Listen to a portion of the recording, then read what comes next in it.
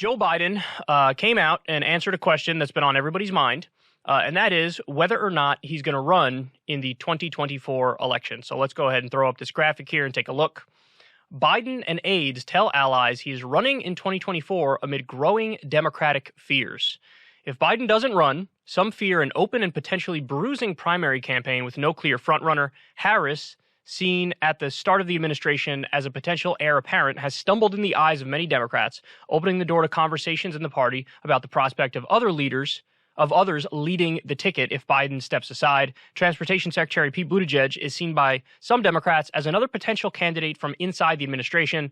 Former Virginia Governor Terry McAuliffe spoke during his gubernatorial campaign about possibly running in 2024 if Biden steps aside, according to multiple people familiar with the conversations. But his defeat in this month's election cast that plan into doubt. You don't say. The names some liberals have floated as possible candidates if Biden steps down includes Senator Elizabeth Warren, Sherrod Brown, and Jeff Merkley of Oregon. Others have pointed to Representative Alexandria Ocasio-Cortez, who is seen as the future of the liberal movement. In 2025, she would barely meet the constitutional requirement that presidents be at least 35 years old. So, there is quite a bit to say about this story, and it is namely, yet again, how screwed the Democrats are. So Biden says he's running. Listen, I don't want to be too harsh here, but the fact of the matter is, he is a zombie. And he does have one foot in the grave. I'm not trying to say that as a knock on dude, because we're all going to be at that age at some point, but you don't look so good, fam. You don't look so good. So it's possible, even if he has the will to run in 2024, it might not really come to fruition. I mean, guys, he actually got lucky politically speaking in the sense that there was the pandemic when he ran last time, because he literally did get to campaign from his basement. And that was the best possible outcome for him, because it is brutal to travel as much as you have to do when you're campaigning and go give rallies and speeches and talk to this person and do an interview with that person. I mean, it's grueling. And he's going to be, what, in his 80s at the time? I mean, God, you guys know how much I love Bernie Sanders, but even the idea of Bernie Sanders running a third time, I'm like, really? Really? It seems like it's such an overwhelming prospect. By the way, he floated the idea of running in 2016, and even in 2016, the talk was maybe he'll only make a one-term pledge if he runs in 2016 and wins. So we were talking about a one-term pledge in 2016. Now we're talking all the way in 2024. He's going to run again. And this time he'll actually have to campaign and he can't do it from his basement. I don't know. And the other thing is, it would weaken him further politically to admit I'm not going to run in 2024. That would weaken him further politically in terms of all the negotiations going on behind the scenes and all the legislation that they're attempting to pass. So, and in the article, they also go on to point out that they spoke to, I don't know, like 18 or 24 Democratic insiders, and literally every single one did not take the idea of Joe Biden running a second time as a real possibility. They all thought there's no way that's going to happen. But putting Biden aside for a second, here's the saddest thing. He may actually be the best bet. Again, not policy-wise, I'm saying politically, because, again, let's go through the list here. They float Kamala. Her approval rating is 28%. Biden's was just 38%, and a new poll came out, it dropped to 36%. So Kamala is even lower than Joe. Mayor Pete, 37%. Right in that Joe Biden ballpark as well. Now remember, these guys are out of the spotlight. For those of you who don't understand politics, usually when you're out of the spotlight, your approval rating isn't freakishly low. But they're out of the spotlight and they have a low approval rating. That's unbelievable. Now, they reference Warren. Warren just proved in the last campaign that she doesn't know her ass from her elbow when it comes to a national political campaign. Because she started out by being Bernie Sanders-esque, and then eventually she decided, what if I just go all in on wokeness? And she tanked in the polls and became a joke. So do I trust that she has learned her lessons and she will adjust accordingly? No, I don't. Because all these Democrats, even the ones who had potential and had promise, they got all these idiot staffers whispering in their ear that you have to do this and you have to do that and you have to do this and you have to do that. And long story short, these people telling them what to do, they have no idea what they're talking about, none whatsoever. And I don't trust them to stick to whatever their own instincts are, that even that their own instincts are necessarily correct. So Elizabeth Warren is, all the way down. Then, of course, they float Alexandria Ocasio-Cortez. You want to know what her approval rating is? 32%. 32. So she's in between Kamala and Mayor Pete. Got to keep it real, man. Messaging-wise, she's had a tremendous number of missteps. And she ain't it. I don't even think she can win a New York Senate race against Chuck Schumer. Never mind a presidential election. I don't think it's possible. I don't think it would happen. So, honestly, I think she's out. And then I'll save the funniest one for last, but they bring up, like, Jeff Merkley. Jeff Merkley has the charisma of a bowl of oatmeal. Now, of those listed, Sherrod Brown is the least bad, but he also has no national profile. 77% of the country doesn't know who Sherrod Brown is. He's an Ohio Democratic senator. Now, again, to be fair to him, he's got great labor politics.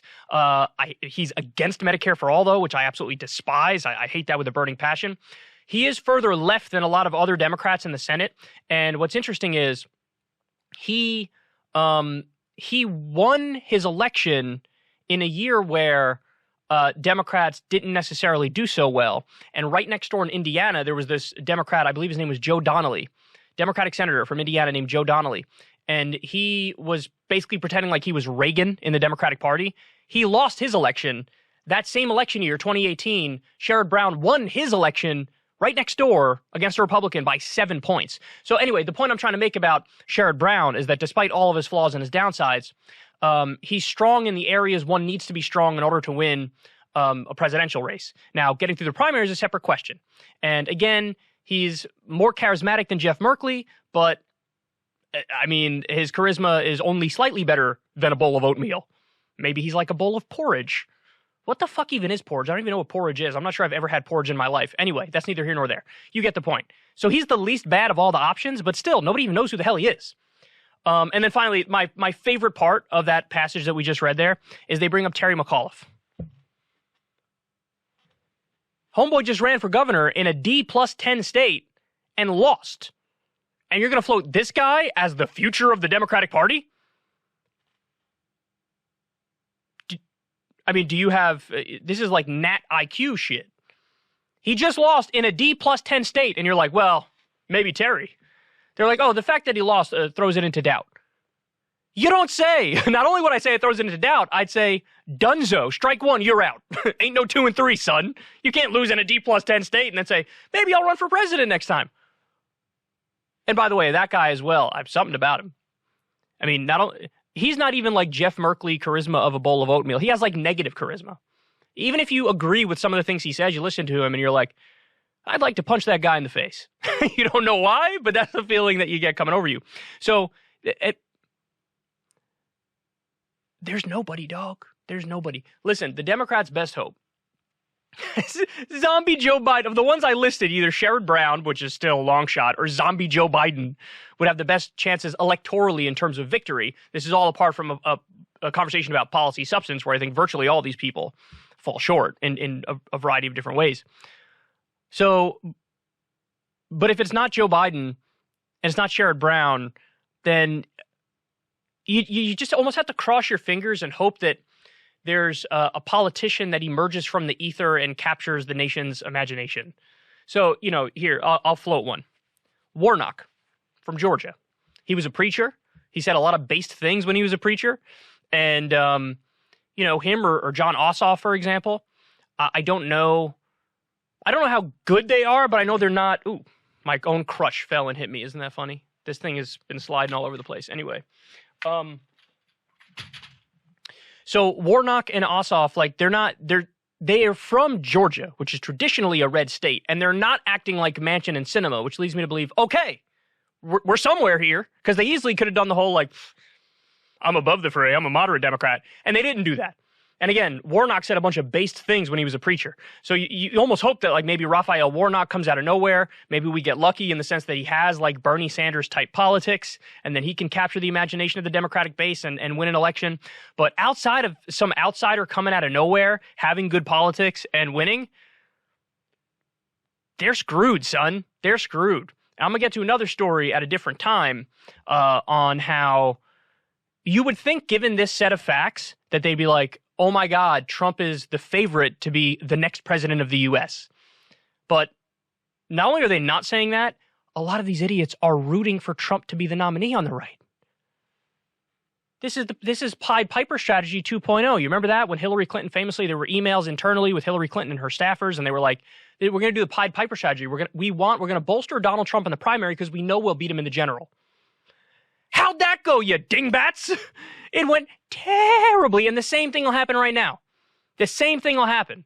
They underestimate him, and they underestimate him, and they underestimate him, and then when push comes to shove, he ended up winning. And that might happen again. So, I mean, it is bleak, dog. But listen, Joe Biden, from the horse's mouth, he says, I'm running in 2024. Whether or not reality will align with that is a totally different question. Hey, y'all, do me a favor and like and subscribe. It helps out big time in the algorithm. Click the bell as well for notifications when videos drop. And watch that video on screen right now. You know you want to.